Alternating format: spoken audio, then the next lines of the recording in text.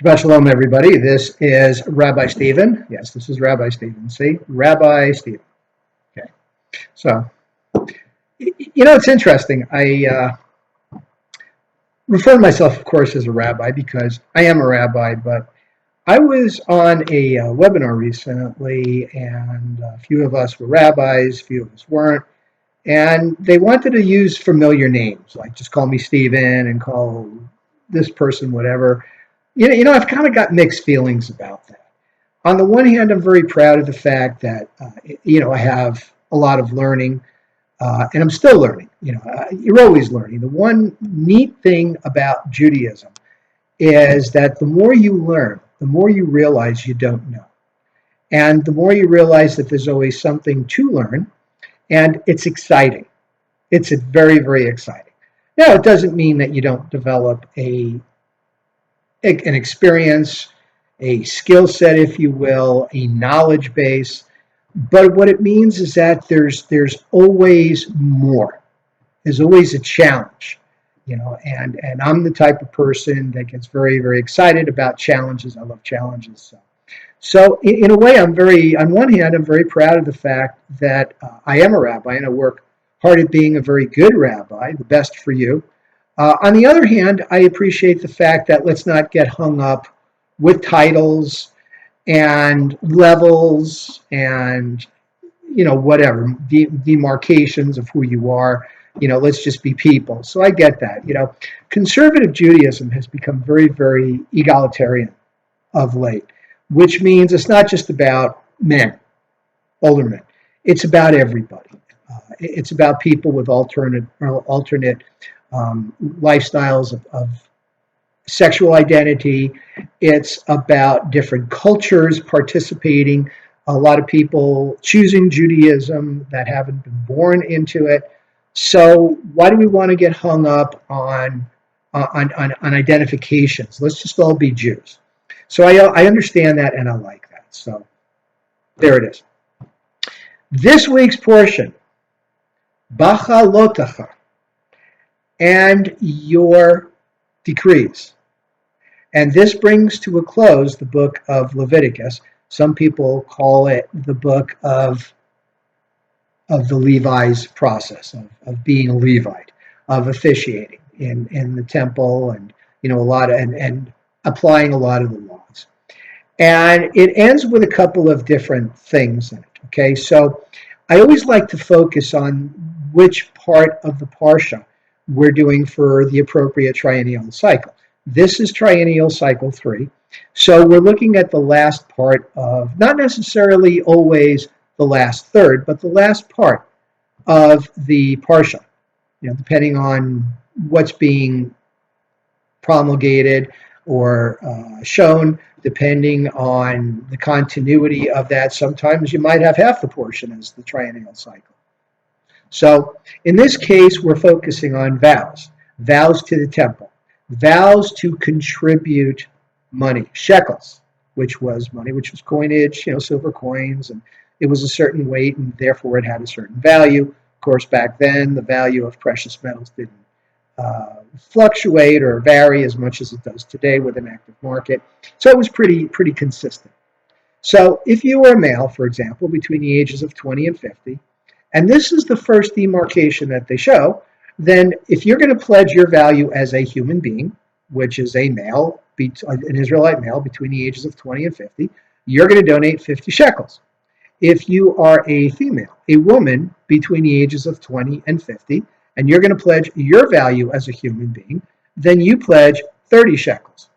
So yes, men of that demographic are worth more than women. Why? Doesn't necessarily mean that men are more important than women. What it means is the productivity. So, and this is not necessarily a value judgment. This is just what it is in a socioeconomic society that's based on agriculture, agrarian. The men mostly would either be farmers or they would be animal herders. And that can be backbreaking work. Now everybody thinks, well, you're dealing with cattle, all you're doing there is standing there with the staff and telling this cow to go there and trying to get it. But, if you have to get involved physically to push an animal or something, or if you're shaving, like a sheep, for example, if you're shaving their hair to get, to make wool, that can be back-breaking work. Same thing with farming. They didn't have tractors and stuff. You're driving a team of 2 mules or 2 oxes. Remember, we don't mix an ox with a donkey. When they're doing work. So you're working pretty hard from sun up to sundown.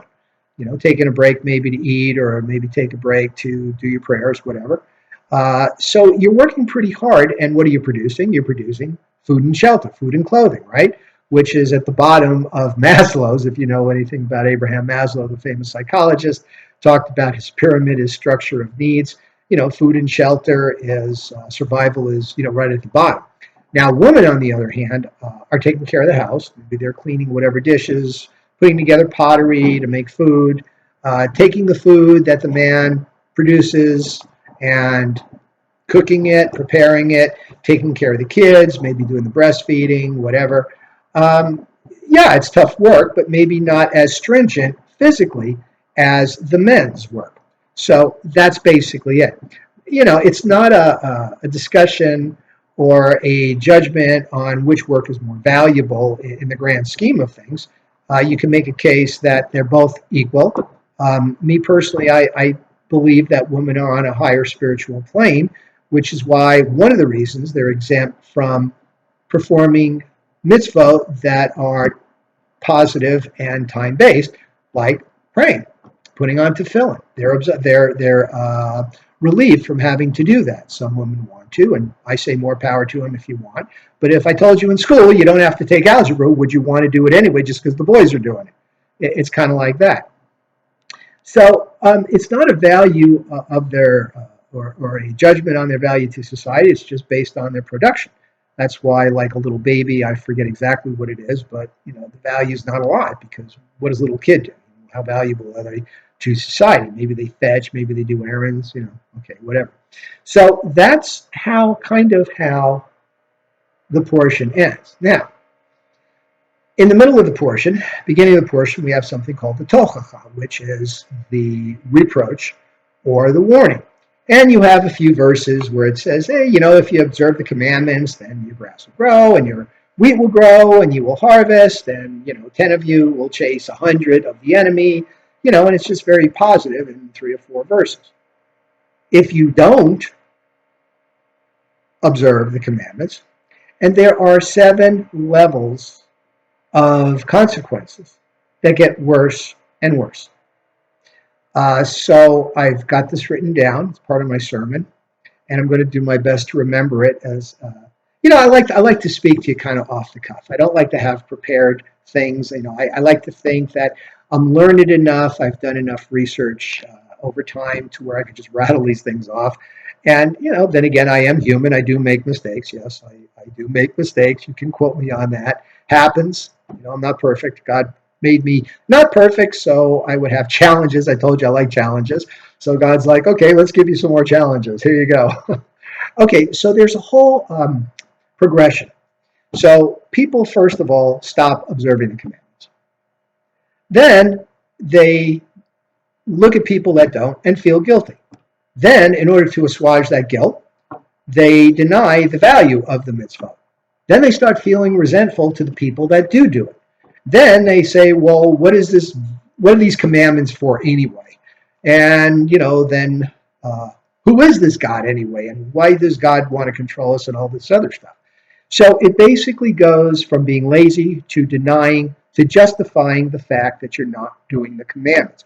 And this is how they see the progression of this not doing the commandments. It's not just, well, whatever. It's like, people don't do it. They feel guilty about it. They resent the people that do. They try to find reasons why you're no good for doing it, why you're kind of a hypocrite, and they don't do it either. Now, here's my concern. My concern is that this kind of is what's going on today. Not with all Jews, but if you notice, there is membership in synagogues is down, membership to conservative Judaism is down. And I always like to think of conservative Judaism as kind of the Goldilocks movement, not too much, not too little, just right. But we don't see that. and what's happening in the world, anti-Semitism is going up.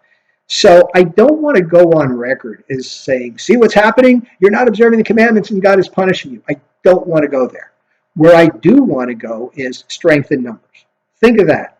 Think of the fact that when you have support for Judaism, for Jews, when we're together in our feelings about Judaism, that strength is observed. People may think, again, they may have second thoughts about demeaning Jews and attacking Jews if they know that we're very strong and united as a people, right? United we stand, divided we fall. To me, that's what it's about. To me, that's what makes sense. And especially now that a lot of governments, local and at the local level and at the more national levels, are starting to recognize anti-Semitism as a real problem, which it is, but they need to recognize it. Then we need to be behind that. And I'm not going to talk about Israel. A lot of you know how I feel about Israel. Very, very supportive. I know that Israel has problems, and guess what? So do a lot of other countries, right? But Israel at least acknowledges it. All right, let's end on that before I get myself into more trouble than I've already gotten myself. Shabbat Shalom. We have Happy Memorial Day, Happy Jerusalem Day, and we have Shavuot coming up in a few weeks. More on that as we get there. Shabbat Shalom.